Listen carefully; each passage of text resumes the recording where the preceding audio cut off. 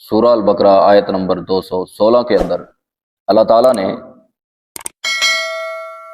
جہاد کا تذکرہ کیا اور ساتھ میں یہ بات بتلائی کہ جو چیز آپ اچھی سمجھتے ہو شاید وہ آپ کے لیے بری ہو، اور وہ چیز کہ جسے آپ اپنے لیے اچھا سمجھتے ہو شاید ہو سکتا ہے کہ وہ آپ کے لیے جسے آپ اپنے لیے برا سمجھ رہے ہو سکتا ہے کہ وہ آپ کے لیے اچھی ہو۔ تو کیا ہے وہ چیز؟ تو مطالعہ کرتے ہیں، پڑھتے ہیں آیت مبارکہ کو۔ اللہ تعالیٰ فرماتا ہے کتب علیکم القتال وہو کرہ لکم، تم پر لڑنا لکھ دیا گیا ہے حالانکہ وہ تمہیں ناپسند ہے۔ وعسیٰ ان تکرہوا شیئا وہو خیر لکم، اور ہو سکتا ہے کہ تم ایک چیز کو ناپسند کرو اور وہ تمہارے لیے بہتر ہو۔ وعسیٰ ان تحبوا شیئا وہو شر لکم، اور ہو سکتا ہے کہ تم ایک چیز کو پسند کرو اور وہ تمہارے لیے بری ہو۔ واللہ یعلم وانتم لا تعلمون، اور اللہ جانتا ہے اور تم نہیں جانتے۔ اللہ تعالیٰ نے کہا کہ تم پر جہاد کرنا، لڑنا لکھ دیا گیا ہے۔ جہاد یعنی اللہ کا دین غالب کرنے کے لیے اپنی آخری کوشش کرتے رہنا تو ہر مسلمان کے اوپر فرض ہے، لیکن قتال کرنا، نفیر یعنی لڑائی کے لیے نکلنا ہر وقت ہر مسلمان پر فرض نہیں ہے۔ یہ تین صورتوں میں فرض ہوگا۔ نمبر ایک کہ جو امیر ہے، اس امیر سے مراد حاکم وقت بھی ہو سکتا ہے اور سپہ سالار بھی، کہ وہ آپ کو کہے کہ بھائی نکلنا ہے جہاد کے لیے، لڑنا ہے۔ کسی ایک شخص کو کہے یا تمام افراد کو، تو تب اس صورت میں آپ کے اوپر یہ جہاد فرض ہو جائے گا، فرض عین ہو جائے گا، نہیں تو فرض کفایہ ہوگا۔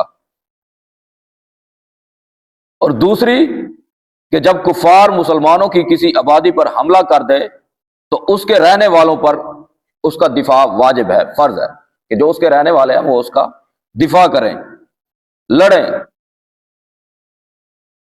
اگر اس آبادی والے دفاع نہ کر سکیں یا سستی کریں تو قریب والی آبادی، پھر اس کے بعد والی آبادی، حتیٰ کہ تمام دنیا کے اہل اسلام پر لڑنا فرض ہو جاتا ہے، کیونکہ تمام مسلمان ایک جسم کی مانند ہیں۔ اور تیسری، جب دشمن سے مت بھیڑ ہو جائے، لڑائی ہو جائے، جنگ چھڑ جائے، تو اس وقت ثابت قدم رہنا، لڑائی کے اندر ڈٹا رہنا، یہ ہر مسلمان کے اوپر فرض ہے۔ پھر جب لڑائی چھڑ جائے، جنگ ہو جائے، تو پھر بھاگنا نہیں ہے، پیٹ نہیں پھیرنی، لڑنا ہے، چاہے جو بھی ہو جائے۔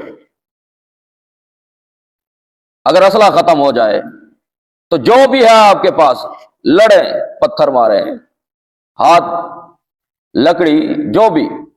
اگر کچھ بھی نہیں ہے تو آپ اگر دانت کے ساتھ دشمن کو کاٹ سکتے ہیں تو کاٹیں، لڑنا ہے، پیٹ نہیں پھیرنی، جب جنگ چھڑ جائے لڑنا ہے بس۔ تو یہ تین صورتیں ہیں کہ جن کے اندر جہاد فرض ہو جاتا ہے۔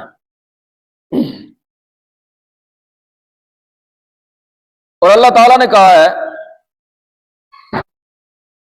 کہ کوئی ایسی چیز کہ جسے آپ ناپسند کرتے ہو اور وہ آپ کے لیے اچھی ہو، اور ایسی چیز کہ جسے آپ اپنے لیے پسند کرتے ہو اور وہ آپ کے لیے بری ہو۔ مطلب اب لڑنا، جہاد کرنا، اس کے اندر جان جانے کا بھی خطرہ ہے، اور سفر کی صعوبتیں، مال کو چھوڑنا، دنیا کو بھی چھوڑنا پڑ سکتا ہے، گھر بار، ہر چیز، بڑی مشکلات ہوتی ہیں، اور سب سے بڑھ کر کے جان جانے کا خطرہ ہے انسان کو۔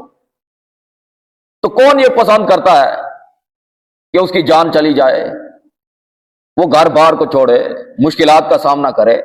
تو ہر کوئی اسے ناپسند کرتا ہے۔ لیکن اللہ تعالیٰ کہتا ہے کہ آپ جس چیز کو ناپسند کرتے ہو سکتا ہے کہ وہ آپ کے لیے اچھی ہو۔ کیسے؟ آپ کو یہ مشکل لگتا ہے نا کہ جان چلی جائے گی، یا آپ کو لڑنا پڑے گا، یا آپ کو گھر بار چھوڑنا پڑے گا، سفر کی مشکلات کو جھیلنا پڑے گا، یہ آپ کے لیے مشکل ہو، آپ کو یہ مشکل نظر آ رہا ہو، لیکن ہو سکتا ہے کہ یہ آپ کے لیے بہتر ہو۔ بہتری کیسے؟ کہ آپ جب لڑیں گے تو اللہ تعالیٰ آپ کو فتح عطا کر دے، آپ کو غلبہ عطا کر دے، آپ کو مال غنیمت عطا کر دے۔ اگر لڑتے لڑتے مر جائیں تو اللہ آپ کو شہادت کے مقام کے اوپر فائز کر دے، تو یہ بہتری ہی بہتری ہے۔ اور ہو سکتا ہے کہ جسے آپ ناپسند کرتے ہو وہ آپ کے لیے برا ہو،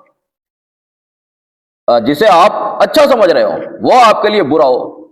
وہ کیسے؟ کہ آپ اگر نہیں لڑتے، جہاد نہیں کرتے، تو ہو سکتا ہے کہ دشمن آپ کے اوپر غالب آ جائے، آپ کے علاقوں کے اوپر قبضہ کر لے، آپ کے بچوں کو، بیویوں کو اور آپ کو غلام بنا لے۔